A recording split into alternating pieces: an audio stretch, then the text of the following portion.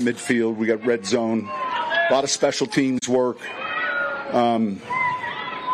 Over the years, the Hall of Fame weekend historically has been it used to be a scrimmage weekend. And I feel like we got a lot of the things that we used to get when we had a scrimmage. It would be hard for me. Look, anytime you have a drill like that or a practice like that, there's a lot of good on both sides of the ball. A lot of things to clean up, and we will be able to do that, get the coaches off the field. I thought they handled it well. No scuffles or anything. Everything was about mental focus from this morning that they got up to coming out here like it was a game. So, any questions? What do you think of Bo's patience in high-pressure situations? I like it. I'm for it. I think it's a trait that when we watched, you see pretty good pocket sense. Doesn't take a lot of sacks. I think he knows when the play's over, time to go. And then I think he can make plays when he's going. So I used to say this all the time, that the sack numbers are a reflection more on the quarterback than the offensive line. And there are some, Breeze was one of those guys, he was a tough sack. Ball came out, and I think Bo has traits like that. In that sense, when you hear about coaches like yourself say, don't get bored by completions, don't get bored by certain, does that term mean efficient to you then, in terms of just smart? Schedule? It's all the above. In other words, it's smart. It's, in a scripted situation, I probably, calling a game, would have 5 more balls go down the field long, and so we're trying to do a lot here. And at one point, I turned to Joe and said, "Hey, let's." But it'll provide us a lot of good film. How about your offensive line? Just what you saw out there today. Yeah, listen. I think when we get in there and watch the tape, I thought it's too hard to evaluate post-practice in a question answer. I think that we're going to see some good things, and then we're going to see some other things. A scripted practice with down and distances precludes maybe patience in the run. There's a lot of things that you're trying to get a lot done, but overall, we'll see the tape and we'll know more after we watch it. Generally speaking, defensive front, obviously you invested a lot in that, but between the defensive line and edge rushers, have you seen more disruption, rushing the pass? Yeah, and I think we're gonna have a chance to really see it, starting next weekend, with Indianapolis, and then when we get into these preseason games. So there are a handful of sacks that the officials let go, and look, we're trying to get something valuable out of the rep. So we see those when we watch the tape. Long stretch here, 6 days of practice in a row. How they handle it mentally? I think well. I was pleased with how they handled today. I was pleased with the focus today. Not only the 6 practices in a row, and then next week 5 practices. We're always going to have 6 in a row, right? 1 day off, 6, 1 day off. But at least the longest stretch of practice. Yeah, because now you get into the games, and so you have a prep day. I got you. Look, we're still at that stage of camp where there's no light at the end of the tunnel. It's pitch black, and that's just the truth. We're early in camp. So just as challenging on players and coaches mentally as it is physically? Our game is. So I think we're training not just the physical tools and the technique, but we're training, the mental toughness and the grind and what's necessary to be successful. There's a lot of focus on the quarterback battle, really opposite of Pat, but even like your young depth there, Reese Taylor's been a guy. We've been encouraged. Levi had a hamstring. We'll know the significance of it, so he didn't get a lot of work after that happened. But we're encouraged with some of these other guys, and they're going to get plenty of reps when it comes time for the games. The receiver competition is pretty intense. What can these? I said that in the spring. When you look at what's here and then who we drafted, because you guys have seen the 2 young guys, both Troy and Bailey, and so running back the same way, secondary the same way, and I always would say that'll sort itself out. What kind of criteria when you go into those conversations? All the things you're looking at: smart, tough, productive. What do they do well? Vele's kind of inside out.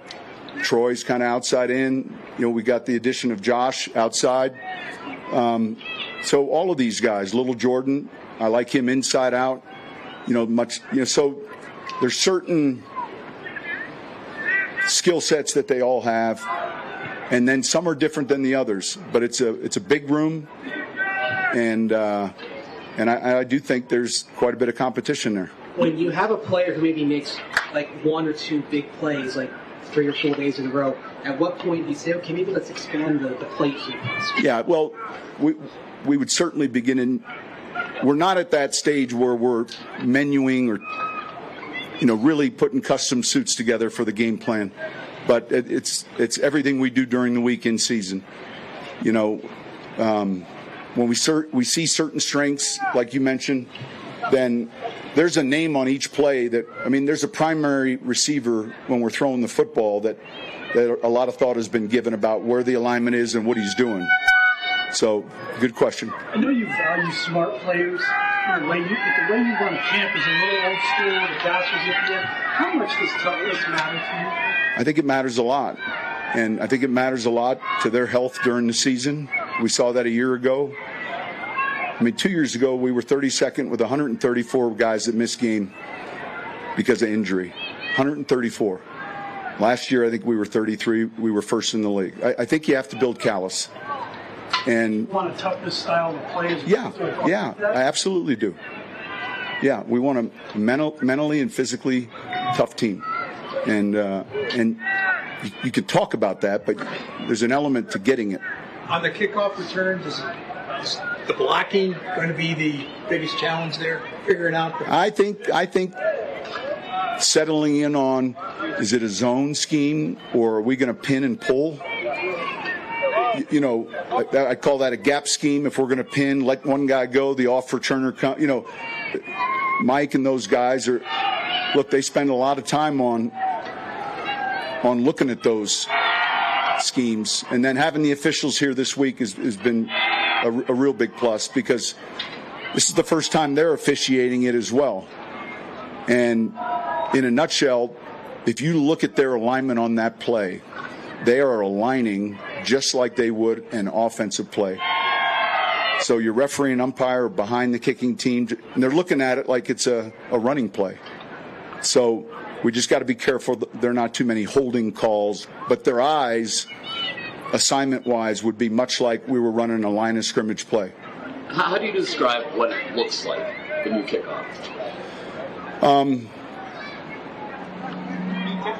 Well, I think the most important thing for any fan is there's a box that the ball has to land. Now, look, it's a drastic change, and yet how do you describe the old one back in the, we're all so used to it, and so the young reporters aren't asking me that question. So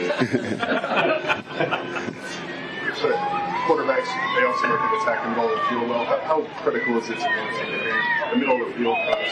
Yeah, and some of that is based on the coverage that we play defensively. If we're playing, some of our shells or, too high looks, those are areas you typically get to.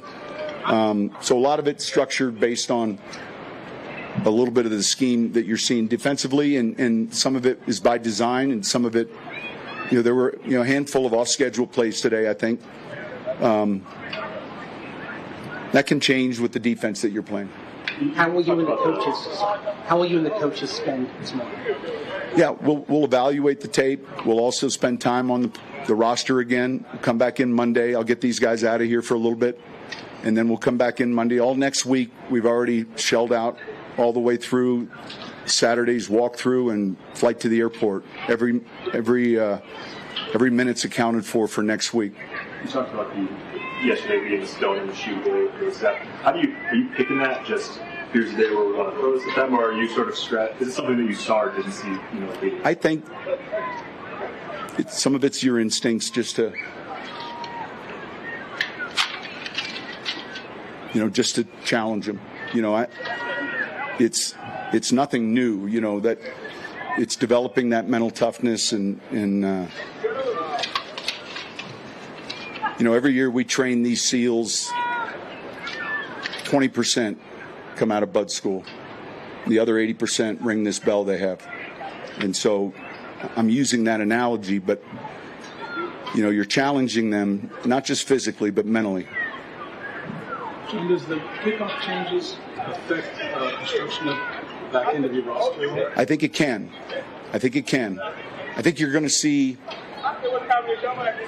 the weight or the body types will be a little bigger on those units than when they were traveling farther. Would you consider a non-kicker to do the kickoffs to give you an extra tackle? Yeah,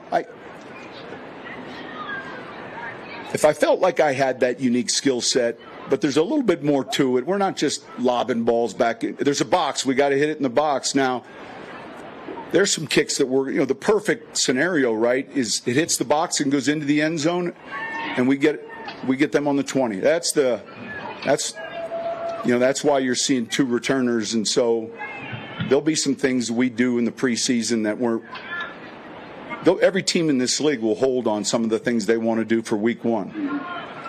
So I was talking to Walt Anderson. He came in today, and I said to him, Walt, you're not going to see in the preseason what you think you just aren't. Now, maybe in a joint practice you will, a closed practice, or with each other. But I think it's a little bit of a – and I would tell you this, when we kick off week one of the regular season, I wouldn't be surprised if there's another tweak or two that they've made a change on. Not significant, but like I'm pushing – I get the box. I like it. If the analytics tell me the average drive start or the average return is past the 30, well, what do you think is going to start happening? We're going to be right back to it, and that's the last thing we want. So we got to pay attention to that. And the other thing that I think is significant, I don't like 3 different starting spots. In other words, I understand the 20. I like it. I get the old rule when it went out of bounds, but if it's in the box, great. If it's outside the box, put it the same spot, whether it's sideline, end zone, or short. That to me, because I think right now it'll take a lot of fans a long time to figure out the 3 different spots. Wait a minute, went out of bounds, it's on the 40, but it went too deep or too short, it's on the 30, and then so reduce the variables there. Just make it a box foul. They used to test things like this out in the preseason. I know. Listen, I was a part of it all, and so this one here, we're trying to push it through, and we think it benefits us. So trust me, we're in favor of it. We like it because we think we return kicks and cover kicks just as well as anyone, and we think we coach it well. So, but no, typically something like this, there'd be a test pilot, and then we'd circle back and talk about it in the off season. And listen, at the owners' meeting, there was lengthy discussion on this. And it was, when I say close in the vote and then a second vote, this wasn't just, there was a lot of pros and cons and good discussion. John, when you say you slot it in next week, does that include the quarterback rotation? No. I mean, look, we'll visit on that. But it's a good question. Basically, what we're doing with each practice, with each install, pads, the framework of the practice shells. When are we on the amendment from the 35 to the 30? Well, look, it didn't matter where I was. I'm not on that committee. The 35 makes a little bit more sense to me in regards to eliminating what we just discussed. I'm not going to be comfortable with saying, hey, kick a touchback and give them the ball in the 35. Now, maybe in the fourth quarter with 2-touchdown lead.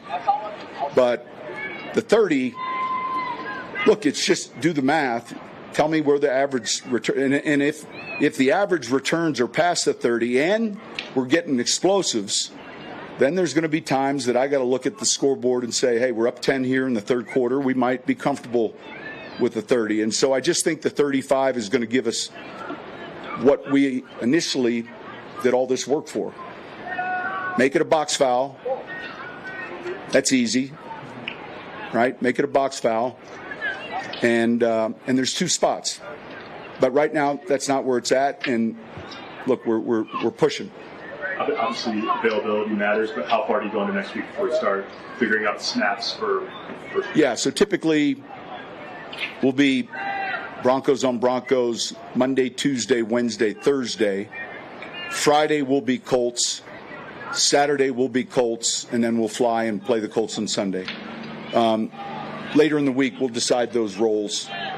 When we break it into phase 1, phase 2, and phase 3, but we'll have that meeting later in the week. Kind of to that point, how do you balance in terms of game prep? Not necessarily scheming for the opponent, but more so your foundational stuff in which they're going to get. We're still in camp, and so we flip the script. Friday is the first day we start holding up cards and working on the opponent. All right. Thank you.